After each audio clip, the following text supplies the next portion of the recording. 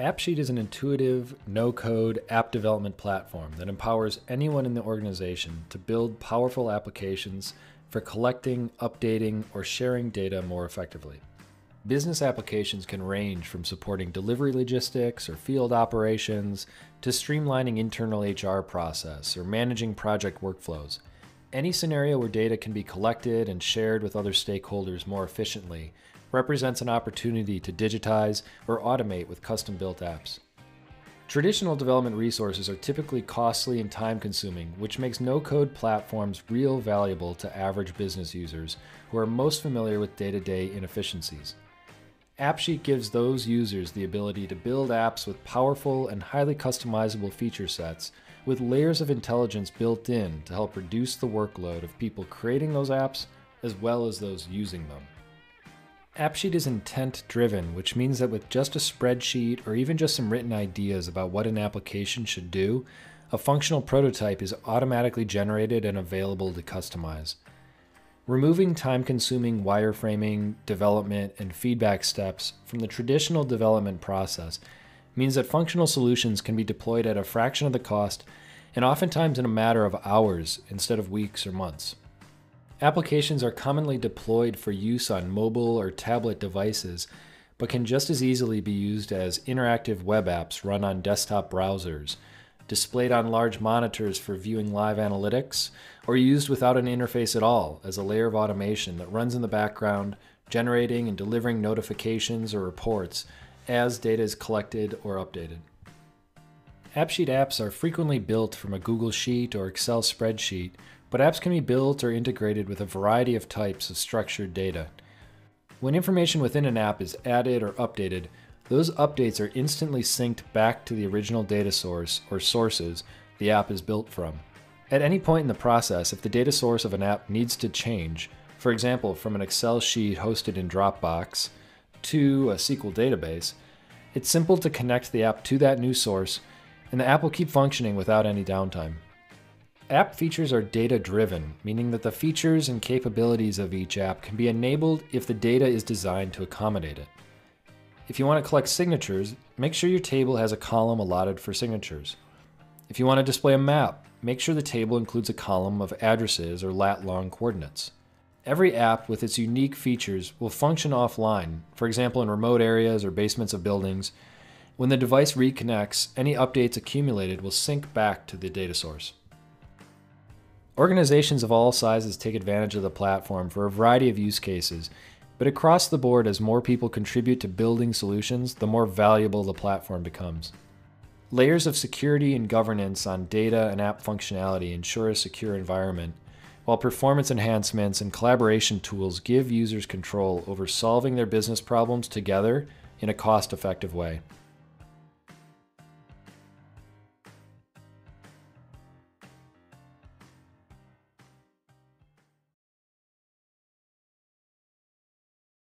AppSheet allows you to connect data from multiple different sources.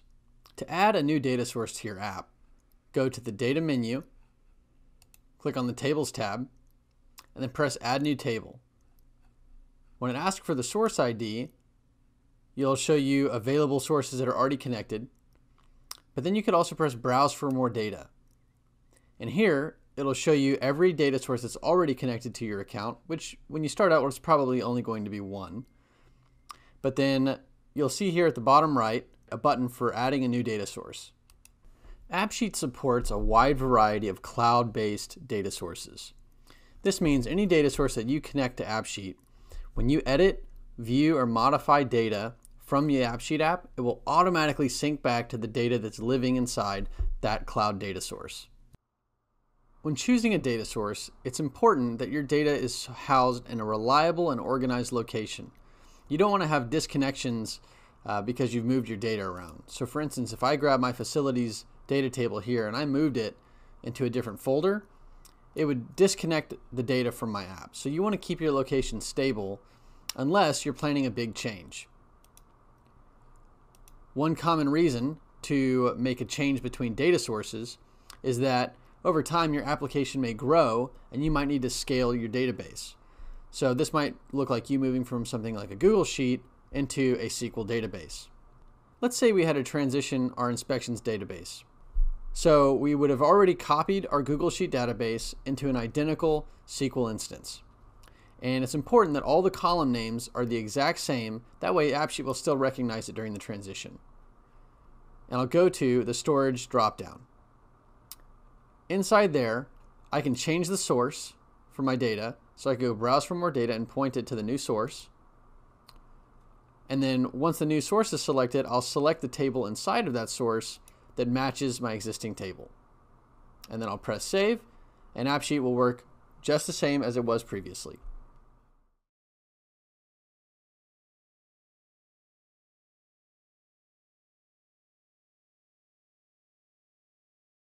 The most essential part of every AppSheet app is the data.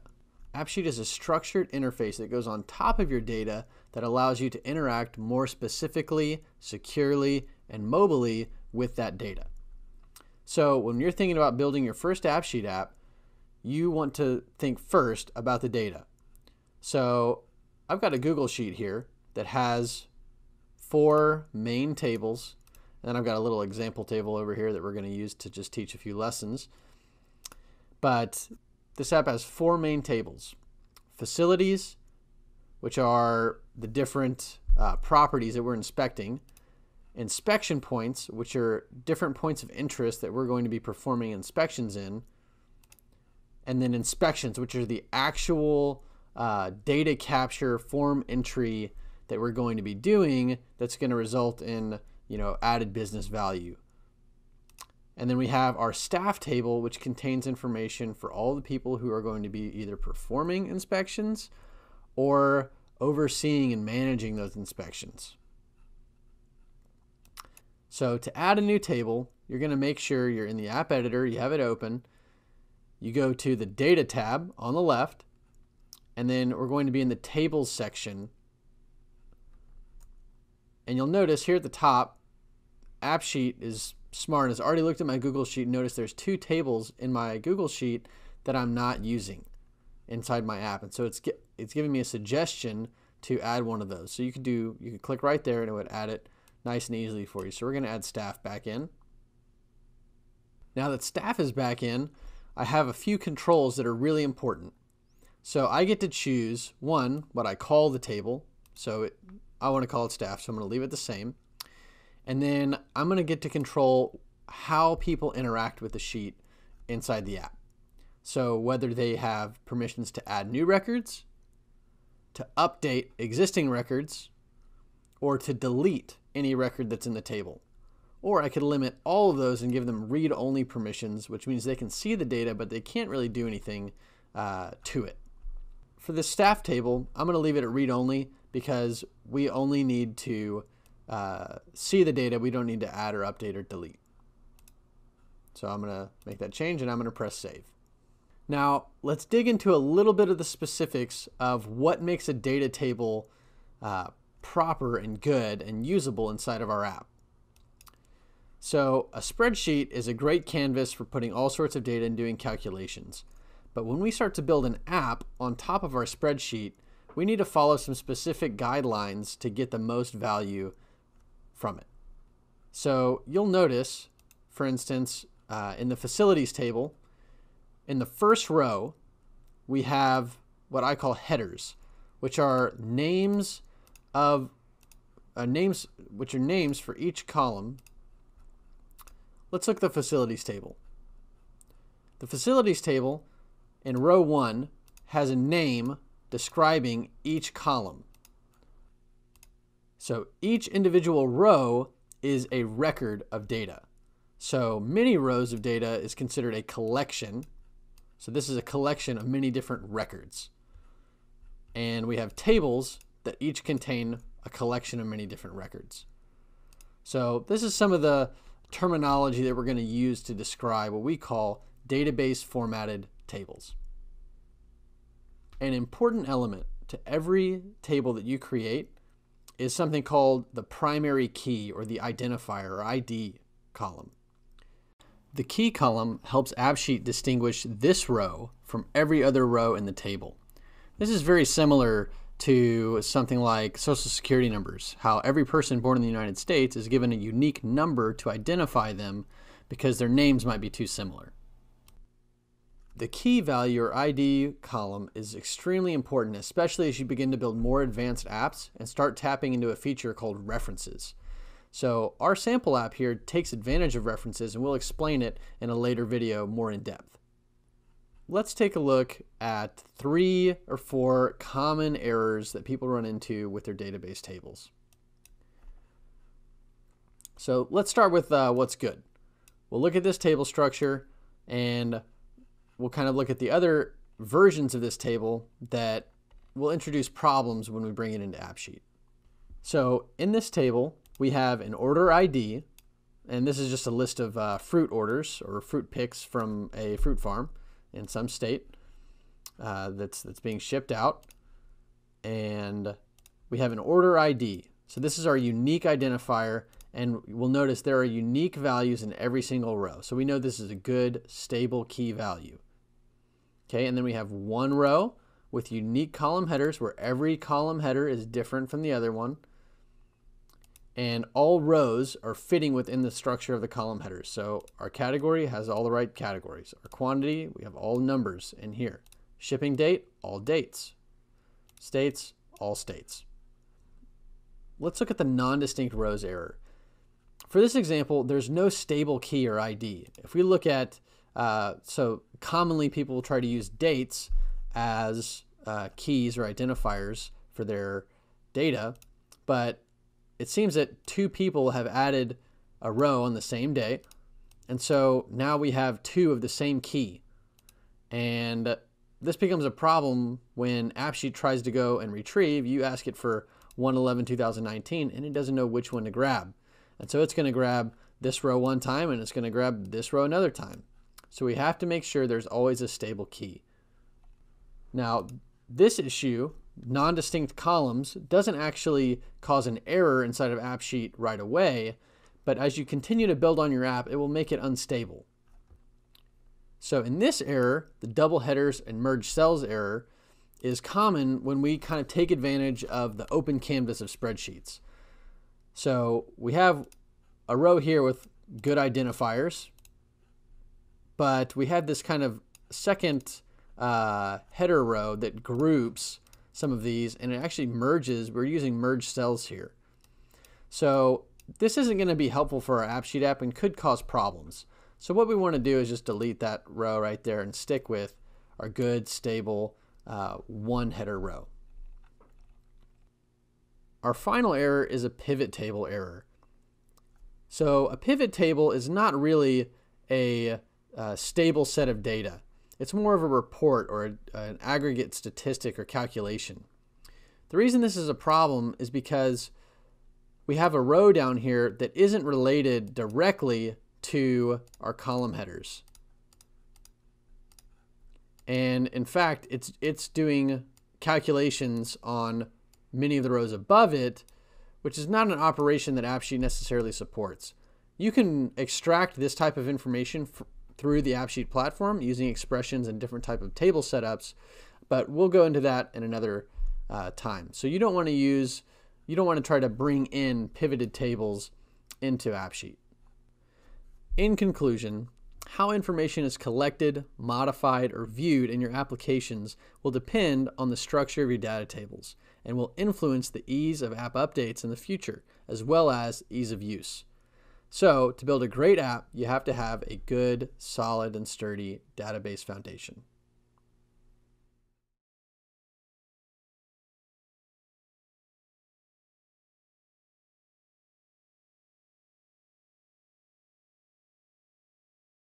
AppSheet has 4 column types for dates and times. They should be applied anytime your underlying data is related to dates or times, and the data will be displayed according to the localization and time zone of your device. Looking at this inspection record, we have this inspection date time is set to a date column type. This is going to display the day of the year in the localization of your device, which mine is month, day, and year. I could switch to date time, and that adds on a time element which shows hours, minutes, seconds, and morning or night. I can change this and limit it by choosing to ignore seconds. I can choose to see only the time by selecting the time column type, and that will show me hours, minutes, and seconds if I choose to see them and whether it's morning or night. I can also see durations, which is the distance between 2 points in time. So this can be between 2 different times or 2 different dates, and will return, we can see it down here in the hours since inspected, it will return hours, minutes, and seconds between 2 dates and times. These column types should be considered for any data based on dates or times.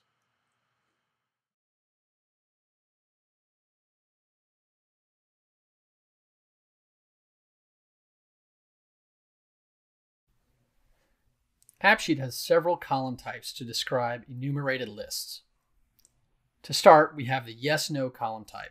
This is a simple true, false, or Boolean column type. You have Y or N for yes or no. A step up from there, we have the enum column type. The enum column type can be shown as a dropdown or a list of buttons. You can only select one option at a time. Enum list allows you to select multiple options at a time. So now I can select both buttons.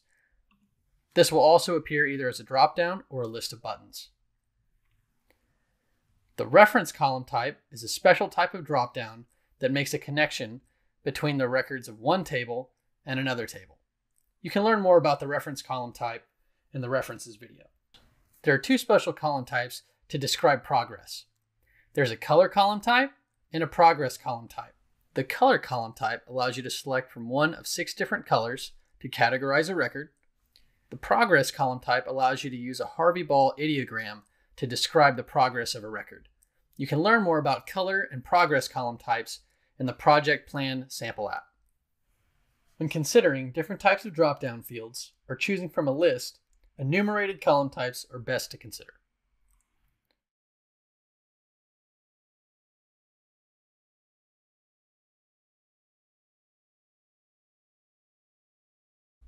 AppSheet has several column types for communication and digital content storage. These column types allow you to, at a quick button press, be able to initiate a communication or capture digital data. So inside the inspections table, I have a few columns that I have set up. An image column, a drawing column, file, a video, a signature, and then a phone and an email column. So these are content columns. Obviously, they're capturing some sort of image or video or file. Phone and email column types will create a quick action that allows you to initiate a phone call, text message, or an email. Let's look at a full screen version of this app to better appreciate what these columns can do for us. So I'm going to press the preview other form factors to see a full screen version. And click full screen. And I'm going to navigate to an inspection. So I'm going to click on inspection points, go to the closet, and there's an inspection right here that I'd like to show you guys. As you can see, I've got an image column type, drawing, video, a file, a signature, and phone and email already on this record. The image column type, if we step into edit mode, can be uploaded by clicking the picture icon and then selecting a file either from your computer or, if you're on a mobile device, from your camera roll or directly through your camera. You can press clear to remove an image. Drawings are really neat features inside of AppSheet. You have a blank canvas that you can take a few different colors and mark up for whatever purpose you deem necessary. A common use of the drawing column type is to annotate on an image. So you can click here, select an image, and then you can annotate on this image and say, I want to focus on this area, let's get rid of that. The file column type models any file content that can be viewed in a web browser. This is typically PDF documents. Capture of files is only supported when running in a web browser, and in app environments, they're read-only. Signatures have a little locking mechanism, but allow you to freehand draw with a little bit of signature stylization right there, and this will save as an image inside of your app. Video files can support a YouTube embed URL or a .mpeg video file. So you can upload these from your computer, or you can put the embed file or the YouTube embed code right into your data. Images, videos, and files uploaded through your app will appear in your data tables as relative file paths. So if you notice here, we see inspections_images, and then the key value for this row, .InspectionPointImage, .a random number, .jpeg. So where I can find this is by going to my Google Drive and opening the folder that contains my spreadsheet. And in that spreadsheet, AppSheet automatically creates some folders for us. So I can click into the inspection images, and I can see all the images that were uploaded through my inspection form. Notice, here's the image from our drawing earlier.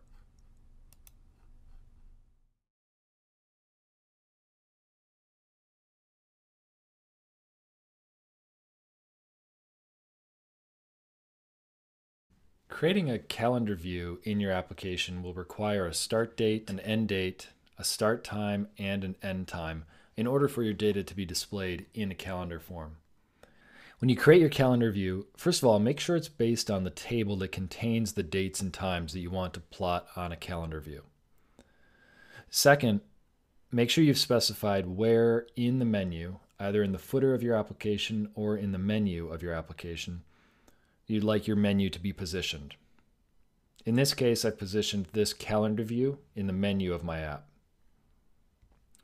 Next, the view options that are specific to the calendar view are the start date, the start time, and the end date and the end time of the particular events that you have in your table. In this case, the inspection date, start date, and the inspection date, end date are always going to be the same. The inspection is always performed within the same day. So it's okay to put the same column for the start date and the end date and not have independent columns that would have redundant information. The same is true for the inspection time. I'm just determining when the time of the inspection was performed as a singular time. Lastly, there's a description, and this is in this case, I've set the description to be the inspection point ID, and that is what's going to appear as text on each event. And so when you look at the day view, which has room to show the entire title or description of that event, you'll notice that the text that has been included here is the inspection point ID. And then the different color groupings are determined by the category value. And in this case, I've set the color groupings to be set by status. So did the inspection pass or did it fail? And that is what is distinguishing the orange and red events on this calendar. Setting the default view to be either a month calendar view, a week calendar view, or day calendar view is important to experiment with, because depending upon the most common size of device that your users will be using, a full month view may not produce the layout that you want. A week view might be a little bit more ideal to get just a quick at-a-glance view of activity occurring throughout the week. But defaulting to the day view may be the best way to get at-a-glance information about details that are event-specific. The last piece to this particular view is setting an icon. And it's important to set icons that are very easily recognizable by your app users so they can find what they're looking for. In this case, I've searched for calendar and selected this particular calendar icon.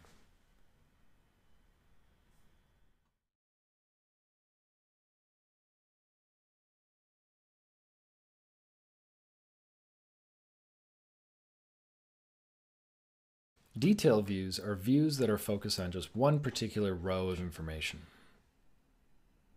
Most of the time, the system-generated detail views that are automatically created when your data is connected are the only ones that you'll need for your application. In this example, when I connected the inspections table, an inspections detail view was automatically created by the system and available in the prototype of my application. These system-generated views are what is known as ref views, and so they're only visible, though, by drilling down through another view to that particular record. So in this example, if I look at the inspections table and I drill through the facility, the inspection point ID, and then I click on one particular record here, I'm brought to the inspections detail view. And you'll see how the fields that are laid out in this particular detail view match the parameters that I've set for the inspection detail customizations. In this case, you can see the column order of the inspection point, the date, time, the status, and then some of the parameters of the survey of the inspection are all laid out in order here, ending with the signature of the person who performed the inspection. Now the detail view here, display mode has been set to be side by side. And that's what is setting the field name and the field value just to the left and right here. You can customize this to either center it in the screen, default to the left, or remove those labels altogether. Removing the labels altogether generally requires that the information being displayed is very obvious, whereas in this case it's not obvious what these different survey results refer to. Since slideshow mode is on, this gives me the ability to either use my cursors or drag left and right to view other rows from this particular table.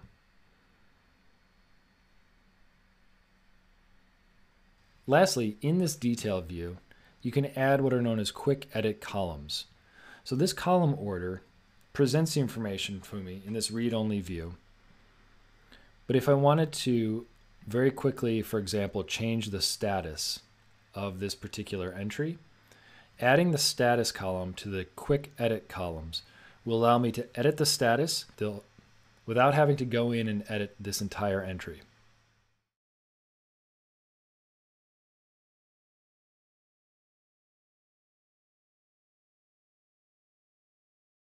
Map views can be really useful and they're really easy to set up. Just like the other views, you're going to base the map view off of one of your tables connected. And this table is going to need to include either address information or lat long information in order to display your points on a Google map. In this case, we have 3 different points around Seattle that are available in our data source, in the facilities table. Those 3 different facilities are plotted based on their addresses. Now, in order to plot those points, the column that contains those addresses or lat long coordinates must be specified here in map column. By default, it will pick the one available address or lat long column value. So if you have multiple, you're going to want to specify that here. You can also add another layer of map information by specifying another table and then the column within that table that contains another layer of plotted points. When you click on the points that are plotted on your map, you'll see a preview of the row information that will include the label, a quick description, and then also some actions that are related to that particular point. When it's selected, it'll bring you to the detail view of this particular facility. Because this view is particularly important for this application, it's been set in the main footer menu of the application, and it's been given a map marker icon so it's easily recognizable.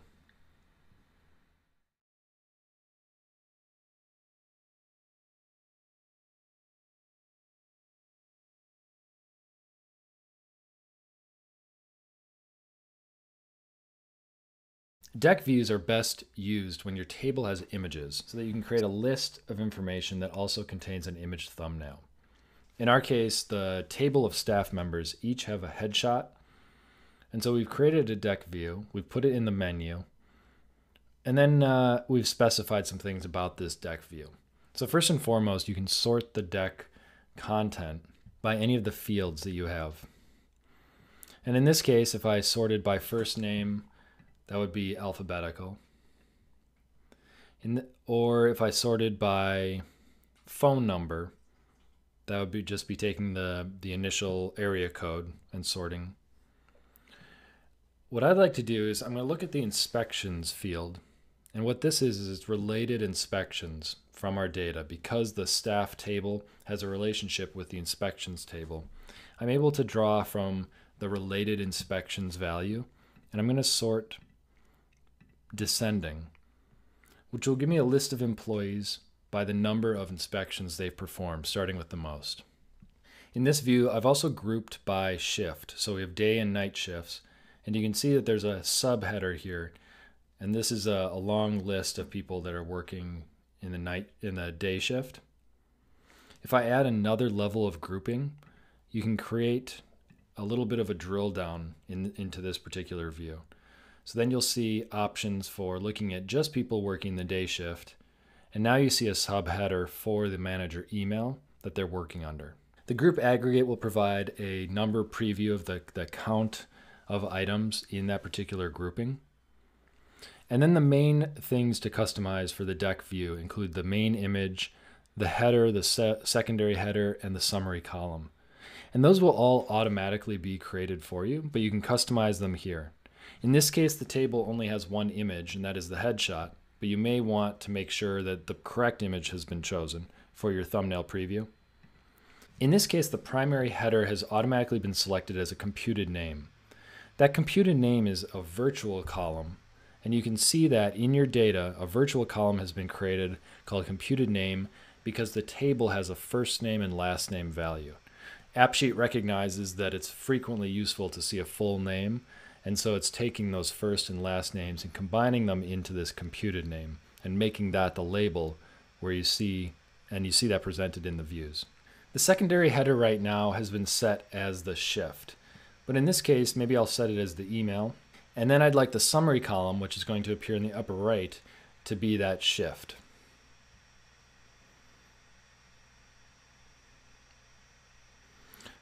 Lastly, the actions that are appearing here give you quick buttons to start a text message conversation or start an email or a phone call with each contact. And that's because we have the phone number and the email information for each staff member here in the table. These actions have been system generated, but they can also be manually created, and we'll review that in the behavior section. That action bar can be turned on or off. And those actions can also be customized here. Lastly, in order to ensure this staff deck view is easily recognizable, I've set the icon to display a few different users to make it recognizable.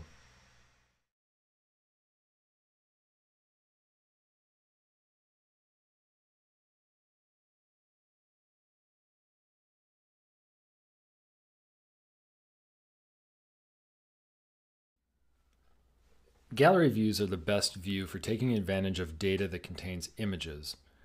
In this case, our inspection points throughout the facility have an image for each point. So we've selected the inspection points as our table source. We've positioned this view to be the center of the main menu option here in the footer. And we've specified that the image sizes be small. You have a little bit of flexibility here in how many images are visible in your screen type. And it's best to customize this based on the type of view you're creating and the type of device that's going to be most commonly used. If you want to make sure that all the images are visible without needing to scroll, then you might want to default to tiny thumbnails. But if you're going to include this particular view in a dashboard, for example, that will be shown on a desktop computer or on a monitor somewhere, then maybe larger images are acceptable. You can sort those images by any of the fields that are available in this table. In this case, let's just sort it alphabetically by the inspection point name. Another field that can be customized is the display name. This is something that can be customized if you want the view name internally to be different than what is actually shown in your application. So internally, I may want to know this is the inspection points view, but in my application, maybe I'll label it just points. That will update what's available in my application. Another customization that can be made in the gallery view is the event action. And this is what occurs when one of these particular rows has been selected. Now, automatically, the default option is to go to the particular detail view of this record. In this case, this is the detail view of this particular inspection point. The options here are actions that have been either automatically created in the Behavior tab or actions that you can manually create when you visit Behavior and Actions. So for example, one of the options to choose from is to view this point on a map. Because each inspection point has location information, and in our case, we're plotting those locations on an XY type map. Now when I click on this particular inspection point, it will bring me directly to that map view as opposed to the row detail view.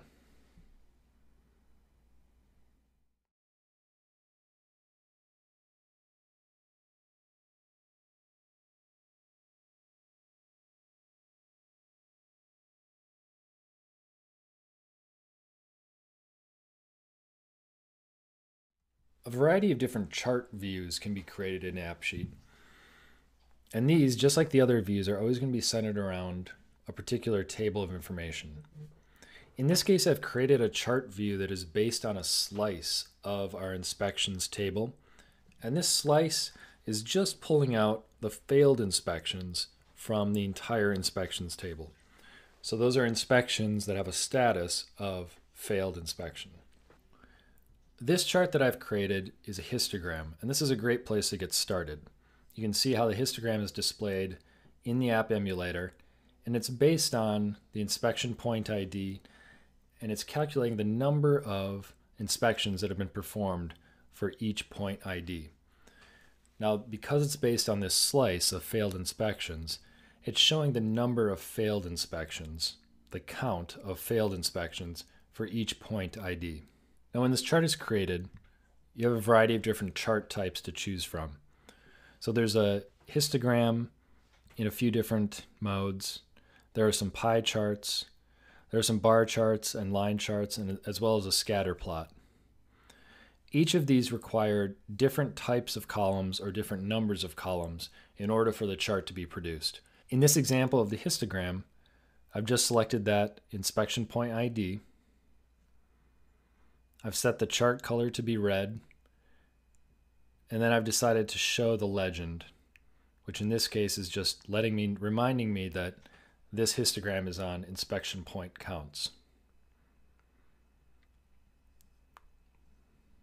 Now the position of this chart has been set as ref, which means that it's not going to show up in the footer menu and it's not going to show up in the upper left-hand menu. It's going to be a hidden chart.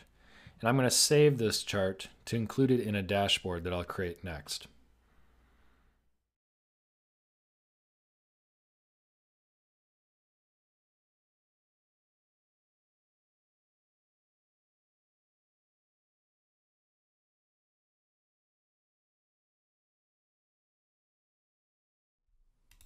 When you click something in the app, or when you save a form, for example, AppSheet responds and the app does something. I just clicked this record and it opened a new view for me. That's an example of a behavior in the app. In the Behavior menu, AppSheet allows us to customize its response to when an event happens in the app. That could be a click, that could be a save, that could be some sort of interaction inside of our app. We're allowed to capture that event and tell AppSheet to do something specific. A lot of things are already built in whenever you create an app. We can press the Show System Actions button, and we can see that AppSheet has generated a lot of unique behavior events for us. You'll recognize a lot of these. For instance, this button right here with the plus sign is controlled by this action right here. And when I click on one of these and I see this map icon, now if I click it, its behavior was controlled by this action.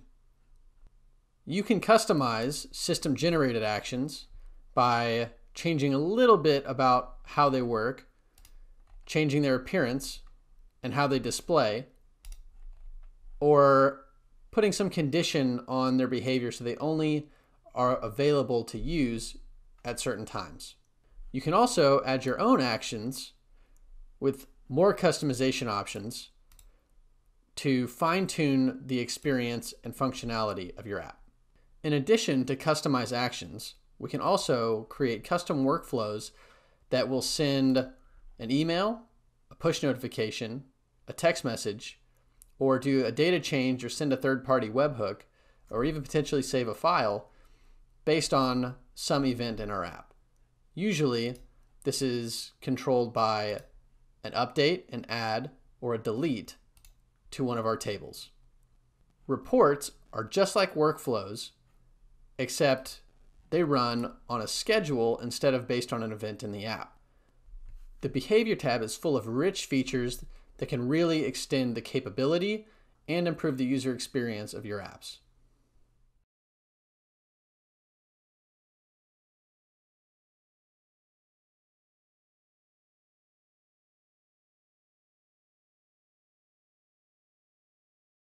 The Actions tab allows us to create some really neat in-app actions.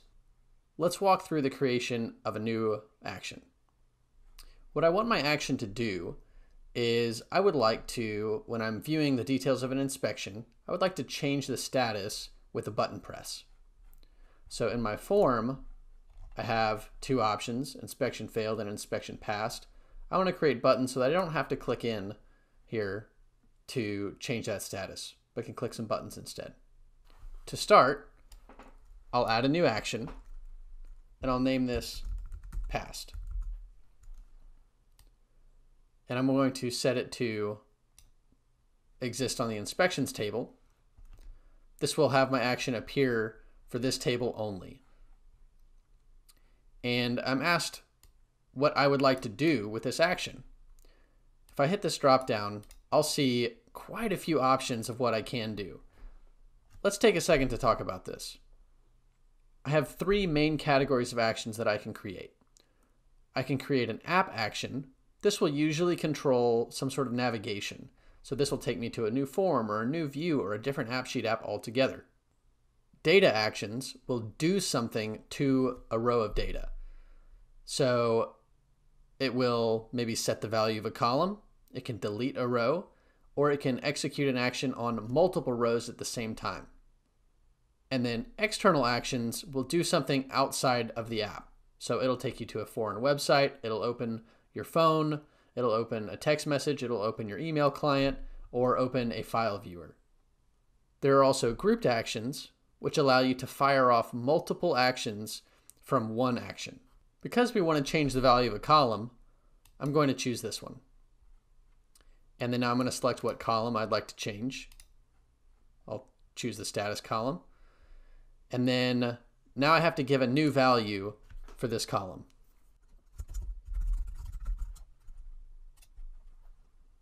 And I'm going to give myself a similar icon to the one over here so I'm not confused. Now I'm going to copy that action and make one for a failed inspection.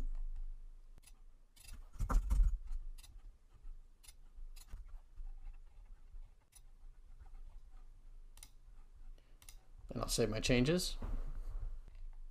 Now I see two buttons underneath my main image of my detail view. And if I press one, it'll change the status dynamically. To recap, actions can help create a rich app experience through dynamic data change and custom navigation.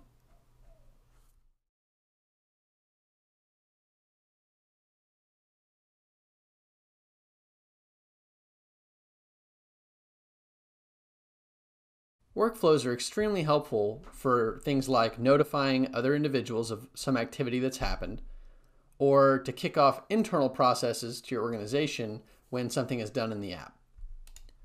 This inspection failed workflow will look at the inspections table, and anytime a new record is added and the status of that record is equal to inspection failed, it will send an email to the person it was inspected by and to their staff manager If you remember, this column holds the email address of our current user, and this column holds the email address of the manager for that specific individual. This email is going to use default content, which will basically just take the data that's in the row and put it in the email body. Now, I want to receive an email anytime an inspection is passed as well as failed. So what I can do is add a new workflow rule. I'm going to call it inspection passed. And I want it to fire when a new inspection is added. The reason I'm choosing adds only is because if the record is updated later, I don't want an email to be sent every single time an update is made. I only want it when the record is created. I only want this workflow triggered when the status column is equal to inspection passed. And I want it to send an email to the same people who was inspected by and to my manager. And I'm going to use default content. To test if my workflow is functioning properly, I'm going to add a new record to our inspection table and see if I receive an email.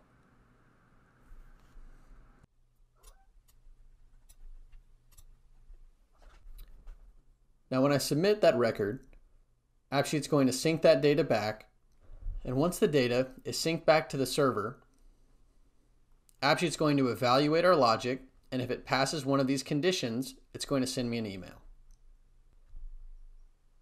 And this is what I got in my email. This is an example of the default content. You can customize everything from the subject line to how the app handles the size of images in emails. There's lots of possibilities with workflows for you to explore.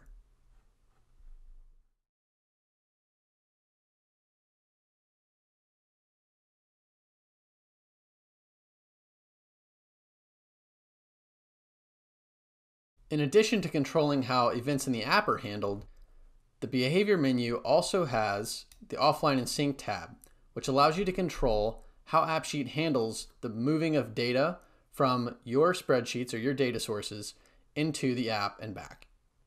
Important ones to know are sync on start. This switch allows us to force the app to sync every time it's opened.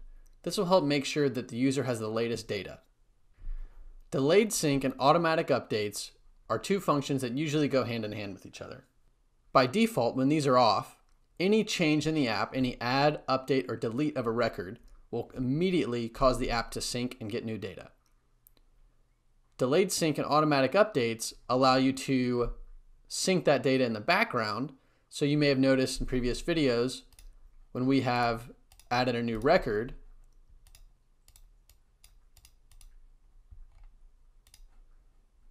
we see an orange dot appear at the top with a number of syncs that are pending.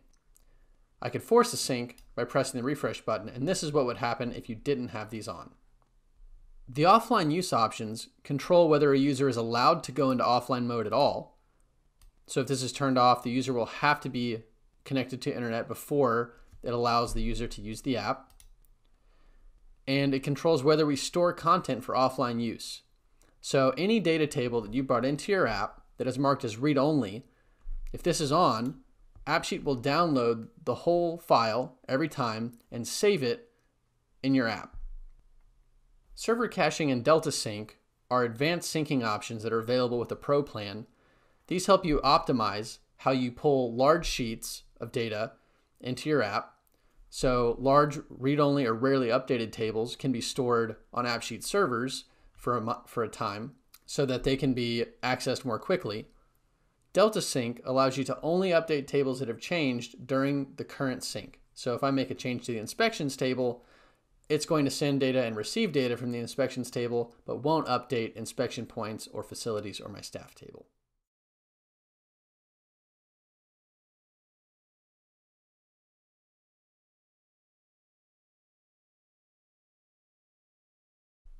For controlling who can access your AppSheet app, you have two options: to require that users sign into your app or not.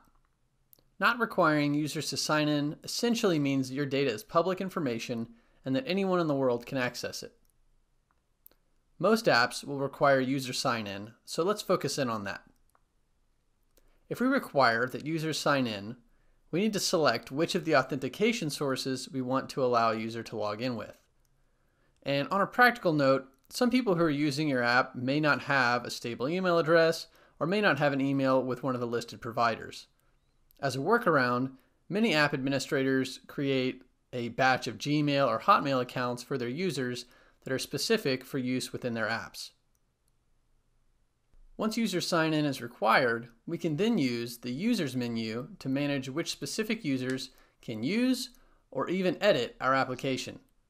If we don't need to strictly control a user whitelist, you have the option to allow all signed-in users. If you have a G Suite or Office 365 company domain, AppSheet also allows you to use Google Groups or Active Directory to help manage the user whitelist of your apps. Requiring that users sign in and that you restrict who those users are via a whitelist is the first step to ensuring the data in your app is secure.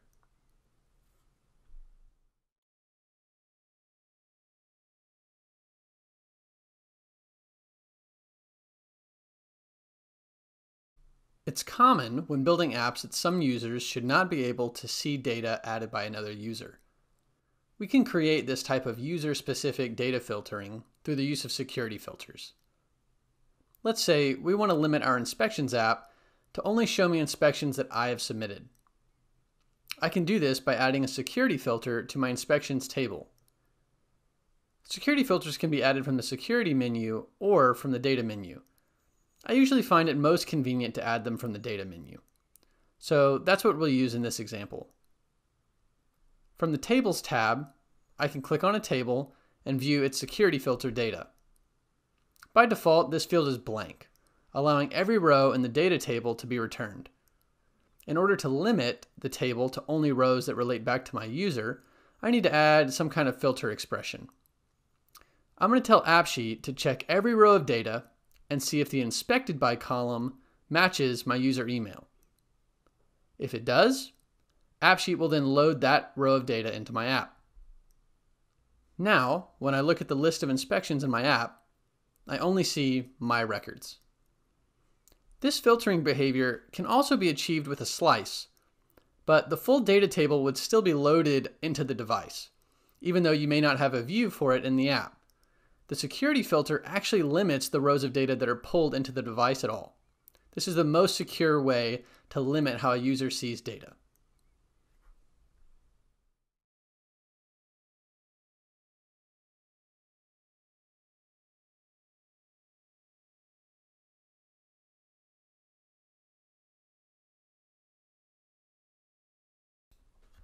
To understand more about data security, we need to know where our data is being accessed and stored so we know where and how our data needs to be secured.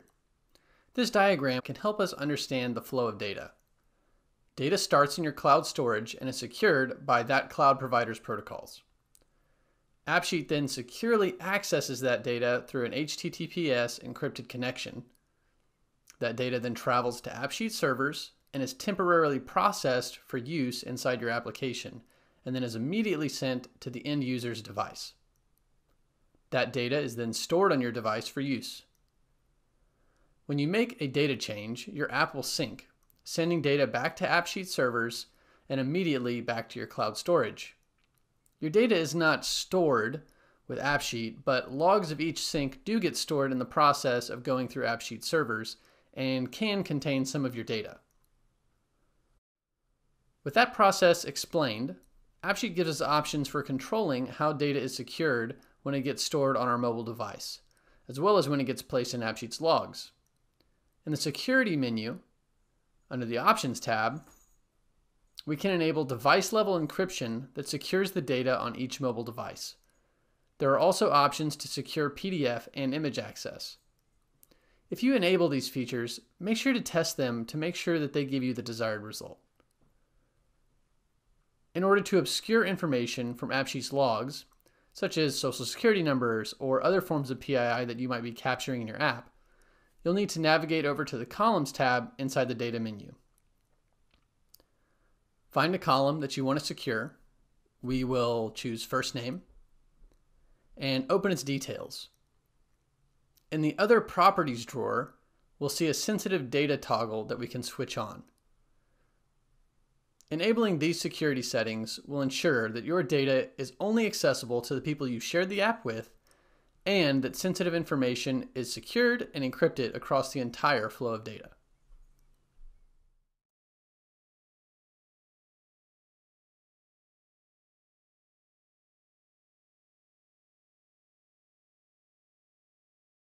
While managing a deployed app, you may find it necessary to communicate something to all users at once. We can use the broadcast notification feature to accomplish this.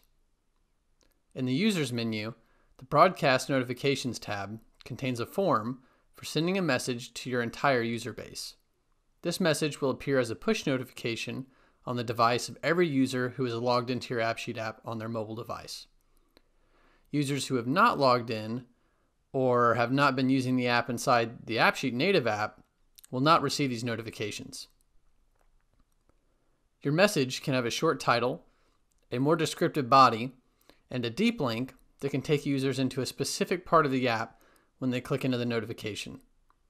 A helpful tip is that deep links to specific views can be found in the Behavior section of each view controller in the UX menu. So as you can see, this view in the Behavior section shows a deep link that we're going to copy and paste into our deep link field in the Broadcast Notification section. And I'm going to send it. This is an example of an iOS notification that I received. You can see how the title field and message text appear, and clicking into that notification would open a deep link into my app. Broadcast notifications are a great way to make users aware of new app updates or quickly share information.